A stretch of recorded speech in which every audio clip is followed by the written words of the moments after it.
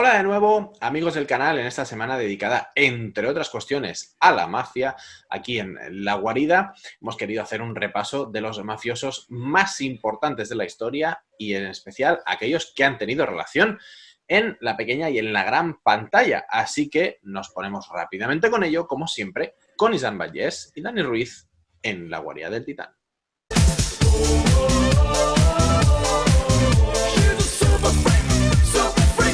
Pues hemos hecho un top 10 de los mafiosos más famosos, más forrosos del cine y bueno, de la historia, y lo hemos hecho de la siguiente manera. Ha sido muy fácil, no hemos tenido que hacer una lista, porque lo que hemos hecho es ver cuántas representaciones han tenido en cine y en series, y eso nos ha dado una lista, con lo cual el más famoso es el que más representaciones ha tenido, y el menos famoso en este caso es el que menos. Empezaríamos por el número 10, que no es otro que Leroy Nicky Barnes.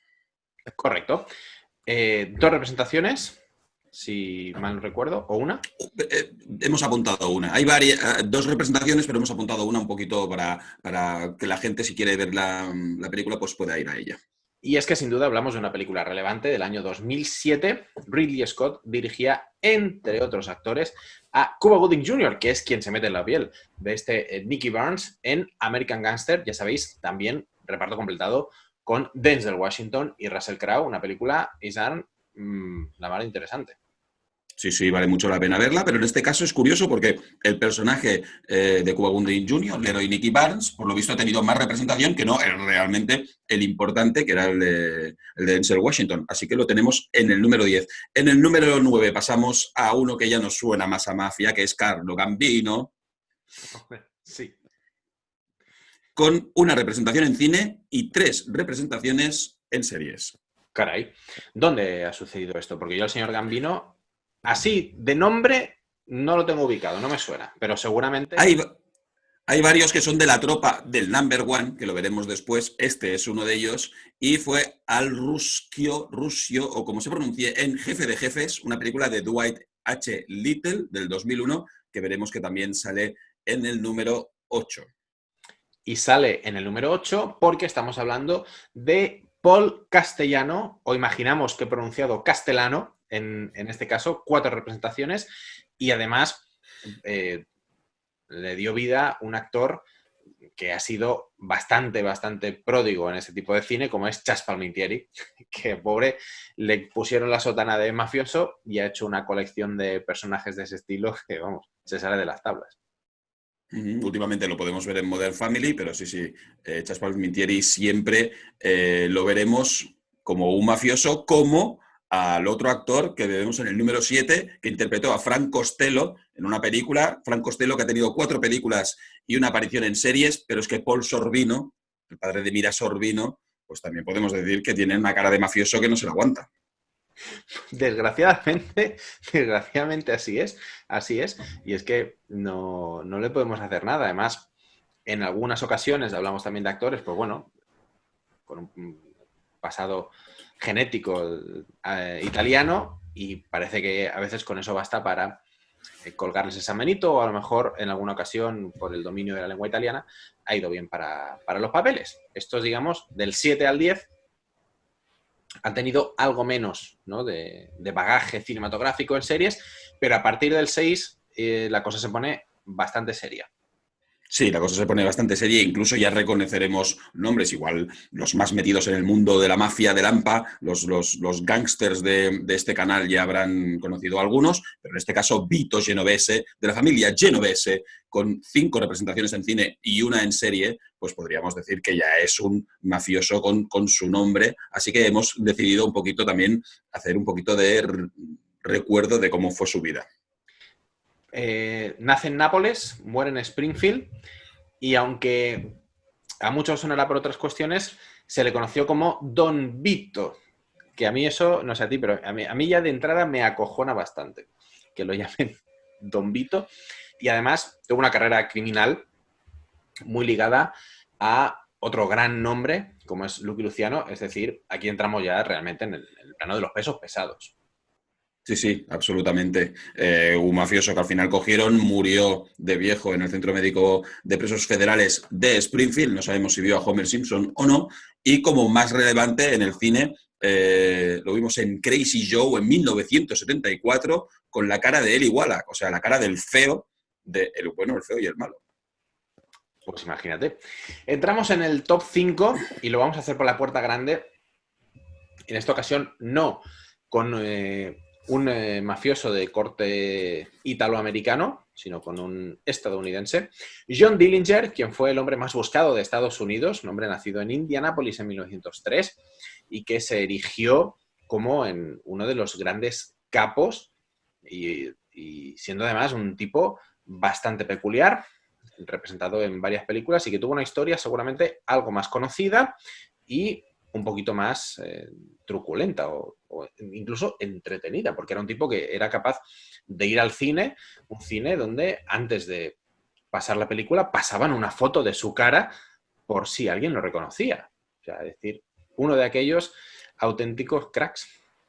Pues sí, sí, de hecho murió con 31 años, una vida dedicada pues, al crimen. En su caso se dedicó sobre todo a robar bancos y eso le dio cierto cariño popular, pues un poquito a lo Bonnie and Clyde, ¿no? Estos asaltadores de bancos que tanto gustan, no sabemos por qué, a los americanos, pues, como supone que roban a los ricos solo, pues nada, pues tuvo bastante apoyo popular y se ha convertido en un icono. Hay que decir que J.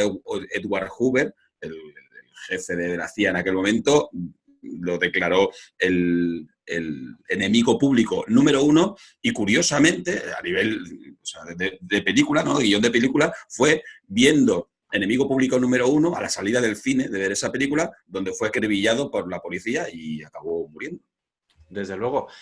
En Enemigos Públicos, precisamente, película que yo vi en su día que me encantó, del año 2009, dirigida por Michael Mann, lo protagonizó Johnny Depp, una adaptación bastante interesante en la que aparecía también un joven Christian Bale.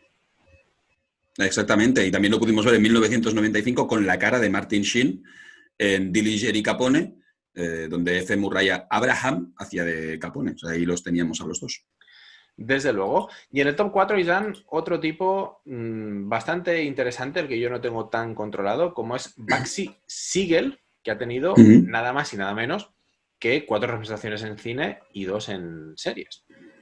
Pues sí, también de la banda de Lucky Luciano, o sea, tremendo Bugsy Siegel, Benjamin Bugsy Siegel, de estos mafiosos que podemos ver en Peaky Blinders, judíos, un tipo bastante terrible, que nació en Nueva York y murió en Beverly Hills en 1947 de 2 disparos en la cabeza mientras veía Los Angeles Times, mientras leía Los Angeles Times, estaba en su casa tranquilamente y, bueno, pues parece que seguramente un ajuste de cuentas, también amigo de la infancia de Al Capone, con lo cual este hombre no podía ser panadero, o sea, no podía ser. Si eres amigo de la infancia de Al Capone y eres amigo de la adolescencia de Lucky Luciano, tienes el destino escrito. Y parece ser que a día de hoy todavía no se sabe quién fue el autor de los disparos o de parte de quién vinieron esos disparos. Caso, bueno, imaginamos que estará cerrado, pero está sin resolver. Sí, y sí. En el top 3, Isan... Bueno, si quieres, comentamos las películas donde salieron. Correcto. Warren Beatty hizo una película bastante libre como biopic llamada Bugsy, de Barry Levinson en 1991, y Richard Grieco, el hombre carpetas de los años 90, pues también hizo de Bugsy Siegel en El Imperio del Mal de Michael Kavelnikov.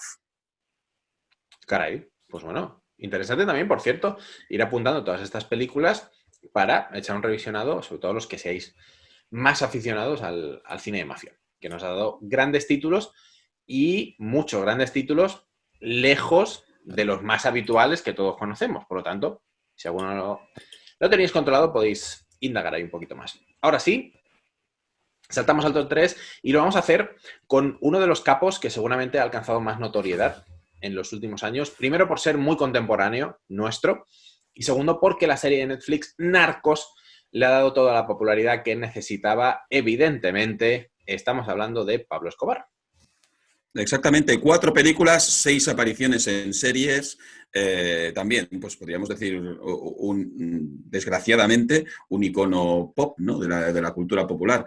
Pablo Emilio Escobar Gaviria, nacido en Río Negro en 1949 y muerto en Medellín en 1993 después de una caza al hombre que duró 6 meses. Pero antes fue el fundador y máximo líder del cártel de Medellín y fue el señor de la droga, pues abasteciendo o monopolizando, podríamos decir, todo el proceso de la cocaína, desde la producción hasta el consumo en Estados Unidos. En fin, era amo y señor de la droga.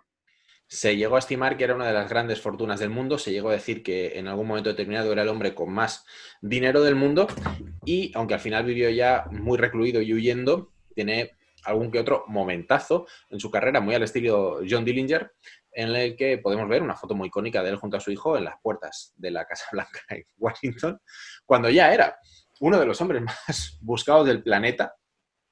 Y también con ese aire dillingeriano, por así decirlo, en una gran etapa de su vida, de Robin Hood del pueblo, ¿no? Lo llamaban el Robin Hood paisa, porque con todo el dinero que extraía de la droga se dedicó a hacer algunos barrios, algunos centros de salud, hospitales, escuelas, que evidentemente en zonas muy deprimidas de Colombia eran necesarios, y le ganó el apoyo de mucha gente. Sabéis que llegó a estar en el Senado, en el Congreso de Colombia, o sea, se llegó a meter en política, fue algo absolutamente tremendo, pero seguramente con aquel atentado que perpetró en un avión comercial de pasajeros y que dejó una cantidad terrible de muertos, fue perdiendo el favor de la gente, del pueblo, y al final, pues eso, ¿no? La DEA y el FBI le dieron caza y, bueno, pues lo acribillaron.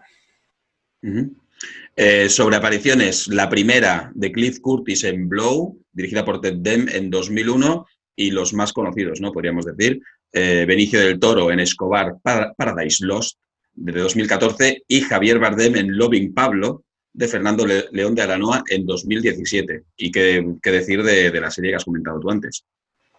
Narcos, con un Wagner Moura, por cierto, actor brasileño. Ya sabéis que esto suscitó cierta polémica en su día, porque, en fin, no era un actor colombiano, ni era un actor ni siquiera de habla española, pero un Wagner Moura que se hizo con el personaje, y la mar de convincente, un Pablo Escobar, pues sí, que ha calado en la cultura popular a día de hoy de una manera brutal. Y qué suerte, tengo que decir, y suerte que se ha pasado la moda de hablar como Pablo Escobar en Narcos. Suerte. También es verdad. Aquí, por cierto, en esta lista que ha elaborado Isan, me ha chocado mucho que el número 2 sea el número 2 y no el número 1. Isan, hablamos de Al Capone en el 2. Sí. Sí. Imagínate quién debe ser el 1 para que Al Capone, todos en pie, 8 películas, 5 series, esté en el número 2. Alphonse Gabriel Capone, nacido en Brooklyn en 1899, murió en Florida en 1947, se le conocía como Scarface, o cara cortada, por esas cicatrices que tenía en el lado izquierdo de la cara provocado por navajazos en su adolescencia. Y bueno, pues comenzó su carrera en Brooklyn, pero todos sabemos que fue ir a Chicago y la lió pardísima. Además, ya sabéis, la historia de Al Capone es ampliamente conocida, un tipo que hizo de todo y a todo el mundo, acabó siendo trincado por evasión de impuestos, que tiene narices la cosa, y condenado a 11 años de prisión. Sí, condenado ante años de prisión, pero al final fue su cadena perpetua o su condena de muerte, porque a partir de ahí, de estar en Alcatraz, además, empezó a sufrir demencia, empezó a sufrir problemas físicos, mentales, y bueno, directamente lo liberaron al cabo de 5 años de entrar en Alcatraz, de lo mal que estaba. Entonces, pues acabó sufriendo un derrame cerebral y moriría 4 días después de una neumonía. Bueno, final de capítulo de Al Capone bastante triste. Sí, bueno, triste en el sentido dramático, ¿no? Porque, en fin, no era un tipo seguramente que mereciera muchos parabienes a nivel de la sociedad. Y lo hemos visto en, como he dicho ya, innumerables películas y series, empezando en el 59, protagonizado por Rod Seeger en Al Capone, película de Richard Wilson, y luego en un montón más. Yo aquí estoy alucinando, porque es un dato que no tenía controlado. Lo interpretó Jesús Puente en El regreso de Al Capone, película de José María Zabalza del año 69. Esto y Tenía que ponerlo. Sí, sí, tenía que ponerlo. Yo mirando, bueno, documentándonos para este vídeo, salió el señor Jesús Puente y había que decir, Jesús Puente hizo de Al Capone en una película de 1969. Por favor, buscarla todos y verla, que también necesita muchos likes y mucho cariño. Desde luego, antes de lo de las pinzas y de lo que necesitas es amor, pues lo que necesitas es Al Capone.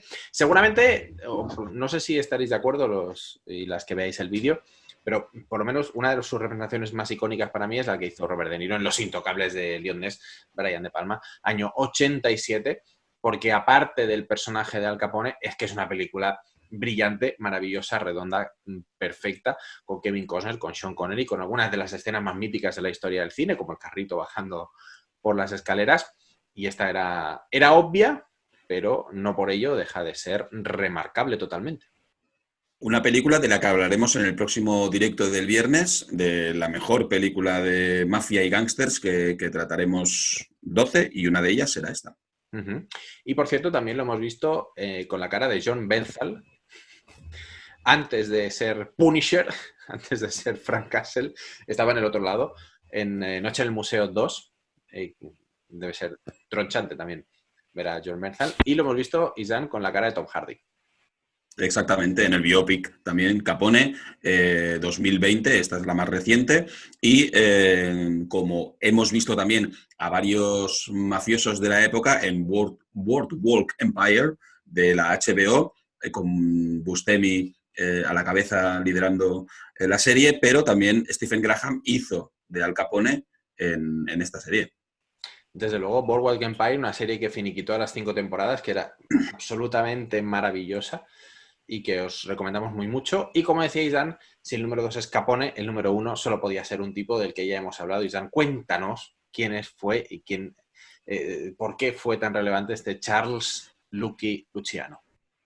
Pues Charles Lucky Luciano, con 10 películas y 8 series, en realidad era Salvatore Lucania, nacido en Sicilia. Es que Al Capone nació en Brooklyn. Y claro, si un tío nace en Sicilia, pues también, no le queda otra, en aquella época al menos, en 1897, que hacerse mafioso. Murió en Nápoles en 1962. Claro, o sea, es que si naces en Sicilia y mueres en Nápoles, es decir, la cuadratura del círculo. Exactamente. Y así como Al Capone seguramente es el más conocido y probablemente gracias al señor Robert De Niro, Charles Lucky Luciano es el padre de la mafia, es el padre del crimen organizado en Estados Unidos, es el primero que estableció la comisión, que es eso que se hacía de juntar a todas las familias para decidir las cosas importantes y que no se pisaran entre ellos y no hubiera guerras entre las familias italoamericanas de la mafia. Y evidentemente también fue el primer jefe de la familia criminal genovese, con lo cual, en fin, un montón de capítulos terribles, desagradables y sangrientos, como por ejemplo La noche de las vísperas sicilianas, donde se cargó directamente a la familia Maranzano en 2 noches. Consiguió hacerlo las 2 noches del 11 al 12 el 11 y el 12 de septiembre de 1931. Y también, como curiosidad, decir que vivía en el ático del Waldorf Astoria, en Nueva York, donde desde ahí pues manejaba todo el cotarro, todo el mondongo mafioso que tenía. O sea, viviendo a tope el colega. Sí, sí, ya hemos comentado, se montó una banda maravillosa con Frank Costello, con Meyer Lansky, con Vito Genovese, con Bugsy Siegel, con todos, con muchos de los que hemos comentado en esta lista. Y es curioso porque fue juzgado y condenado en 1936, no por evasión de impuestos, pero sí por proxenitismo, con lo cual a estos mafiosos no los podías pillar realmente por lo que tenías que pillarlos, es terrible, con una pena de 30 años, pero le dijeron, oye, pero si te vas de Estados Unidos, como sabemos que vas a seguir meneando el cotarro en la cárcel, si te vas de Estados Unidos, te vas libre, no pasa nada. Y efectivamente, el tío se fue libre y siguió mafiando todo lo posible en todo el mundo, en Rusia, en Cuba, en Italia, allá donde iba, pues no sabía hacer otra cosa, con lo cual mafia a tope. Finalmente murió de un ataque al corazón en el aeropuerto de Nápoles, esperando al director estadounidense Martin Goss, un director que había dirigido Al Gordo y el Flaco en diferentes películas. Quería cambiar de registro, por lo visto el hombre, y pretendía hacer un biopic sobre Lucky Luciano y, por desgracia, murió aquel día. Muerte natural en este caso, nada de disparos en la cabeza ni ajustes de cuentas.